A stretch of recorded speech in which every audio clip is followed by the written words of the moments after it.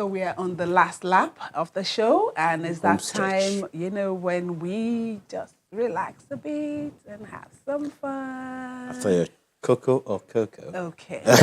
So we have a good girl in the house. Good girl Ellie. You saw her picture? Good girl Ellie. We're going to get to the bottom of that, Good girl part, Yes, we want because to know where. But she's actually born Euphemia Rui Ekuma. Thank you so much for being here with us. Thank you so much for having me. She's a Nigerian soul singer. Okay, Performer. Okay, Actress, tell me about the good everything. girl part. I'm interested in knowing. Well, it's for my real name, actually. You just said it. My real name is Euphemia. Okay. And in Greek, that means something that's spoken of well, that's good reputation. So that's pretty much still good girl. So that's where that came from. That's where the good girl came from. Okay, and the early part? And the Ellie was from my first nickname from secondary school, Layden. So all my friends started to call me Ellie, So many people had different meanings for it. Lost Angel, Last Angel, Los Angeles, Lagos. So that's where I adapted that from. good girl LA. Good girl, Ellie. Very interesting. Why music? Because this is what I'm best at. This is what I've loved the most since I was a kid, and I've always known I was going to do this. If I wasn't doing this, I don't know what I'd be doing. Really? Yeah. If you weren't doing music, you won't be a good girl? Just asking. I'd probably be a better girl. Actually. Okay, so if you were not doing music, you would do nothing.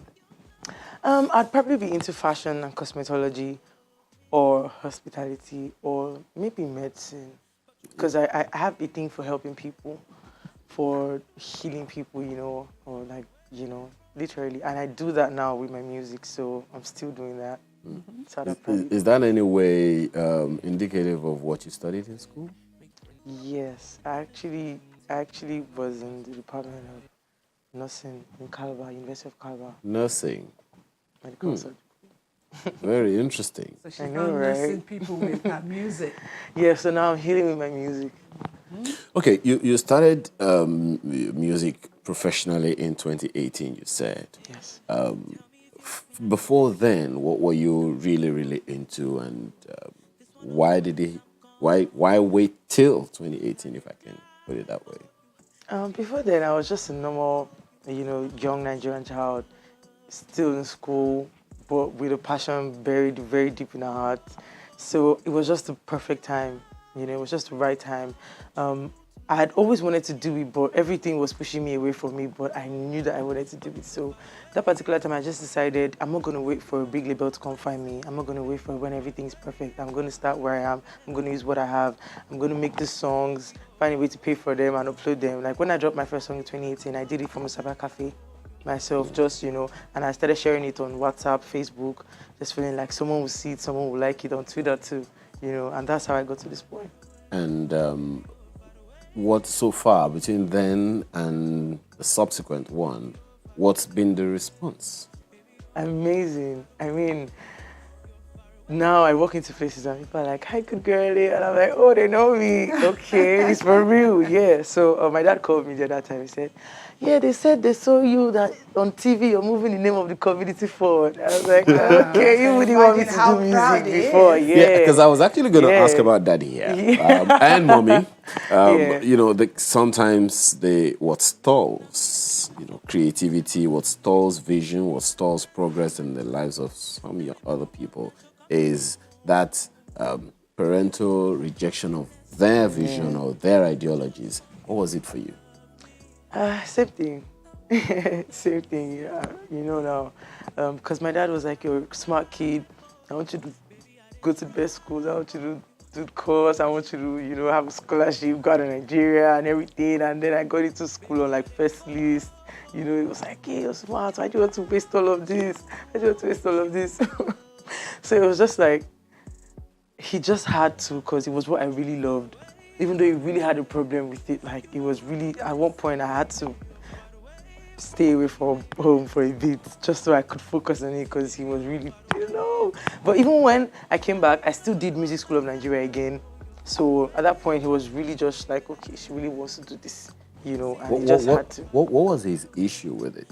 He had to bulge. His issue with it was, here's the thing, if I'm being real with myself, if I want to tell myself the truth, music is a very selfish career. You cannot do music and do something else. So medicine can't have me. Music is 100%, like, I mean, I don't even have enough time for myself. I can't do another course, something as time demanding also as medicine, you know, as a medical course. So that was his P. He wanted me to be in that medical line, but I didn't want to be in that line. I wanted to do music. To hand over the certificate to him? Because we understand that's what some people say. You wanted me to study medicine? Here's your certificate. I studied it. But he could not deny it anymore. He knew it was time, and you know, he just had to. And I guess your mom was in support of you. My mom is but that's where I got my voice from. My mom is a singer. Like, she's a very, very, like, if you hear my mom singing, you probably think, oh, she's crying. Her voice is so soulful and like sounds like liquid gold.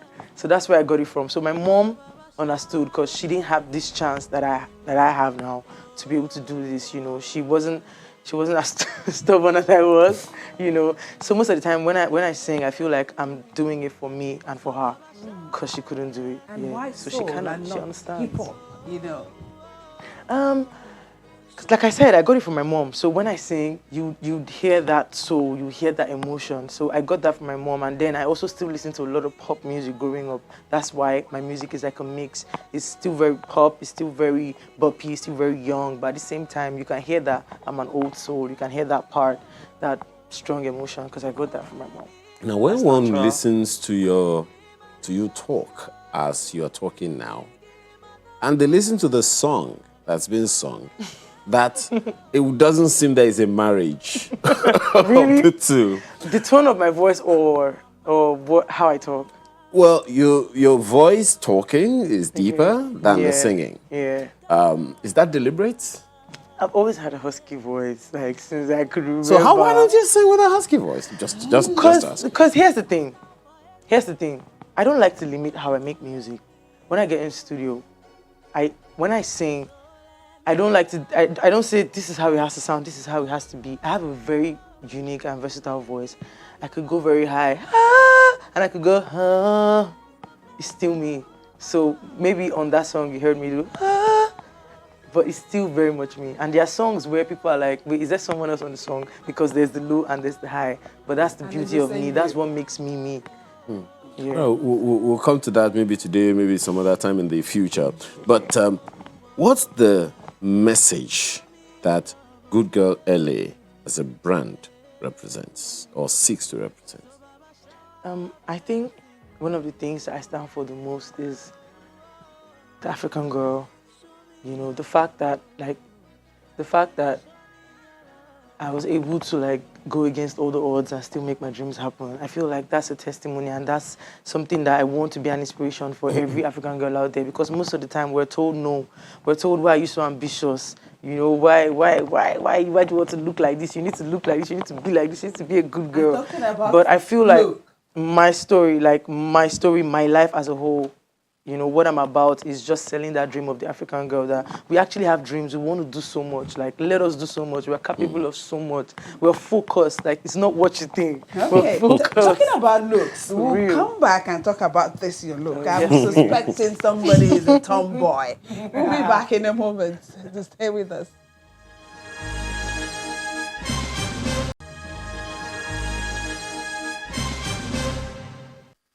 Welcome back. Goodgirl Ellie. I was talking about, you know, your looks. Let's talk about it. Okay. I would have thought that, you know, as a lady, you know, this kind of ladylike dressing, but tell me about this. I'm not just going to say anything, right? Let us say. My dressing is really fluid. I'm a very fluid person. When I like to dress how I feel. I don't like to dress how people think I should dress or what people are expecting me to wear. When I wake up in the morning, sometimes I'm like, okay, am I going to have a long day? What's it going to be like? Is it going to be rough? Is it going to be real calm? Do I want to wear high shoes? Do I want to wear sneakers and just go? So when I wake up and I know, okay, this is what I'm doing today, sometimes that determines how I look. Sometimes I wake up and I'm like, I don't want anyone to see me, or I don't want to, and I just put on a big hoodie and a big shirt, and I just go. And there are days where I'm like, okay, today I'm wearing a mini skirt, I'm doing my makeup, I'm wearing the longest lashes, I'm wearing contact lens. Yeah, there are days like that, you know. And when I was growing up, when I was in Calabar, like, over the years, fashion is not just like, oh, I want to put on this. Sometimes it is like a means of, like, it's a mood of survival, literally. Because there was this part of Calabar that I stayed in, Anantara. It's really rough, and there's a lot of like bad boys. And when you're coming back in the night, because like sometimes I have classes and I have to do one or two things in town if I get back. So when you're coming back in the night, if you're dressed like a boy, if you're walking like a tout, the guys won't approach you. They won't try to rob you. So I've always learned to hang my bag in front and walk like that. And then I'm slim. I look like a boy from different angles. So they never used to like come for me. So that also like influenced my style. So I'm very fluid. You see me wear a skirt tomorrow. You never can tell.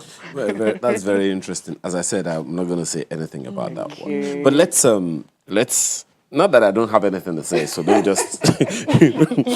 But let's talk about this brand because we're running out of time now.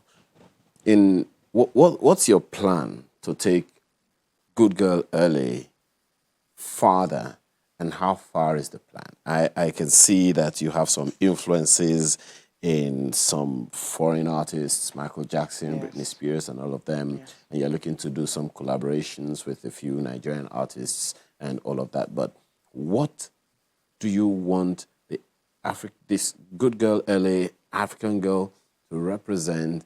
How far are you willing to take this brand? 5 years, 10 years from now? 20, and what are the bottlenecks that you see along the way? 20, 30 years. I plan to sing till I die. Well, yes, I plan I'll to be sing. singing in my bathroom as well. I plan to sing to my last breath, but till whenever God decides, I'm just going to keep, making music and giving them the purest form of myself, the purest form of my art, telling my story through the music, because I've been through so much. I'm from this country, I'm from this nation, If anyone can tell the story best, it will be me, because I walked the streets, I have lived life. So I just want to tell my story every day through the song, and I want to take this movement to the whole world. People think they know us as Africans, as African girls, but they don't. And I really want to tell that story that, yo, look, we're ambitious. Like, we're out of the box over here. We can shatter the ceiling. We got it. Thank you so much for your time this morning. Thank you for having me. Goodgirl LA. Thank you so much. Euphemia. Yeah. I like that. Thank you so much, and we wish you all the best. Thank you. So that's it. That's it on Sunrise today. We thank you so much for being a part of it. Remember, misinformation can cause chaos, so stay away from it. I'm Yomi Otaibe. And I'm Ayo Makine. It's almost lunchtime. Have a good rest of your weekend.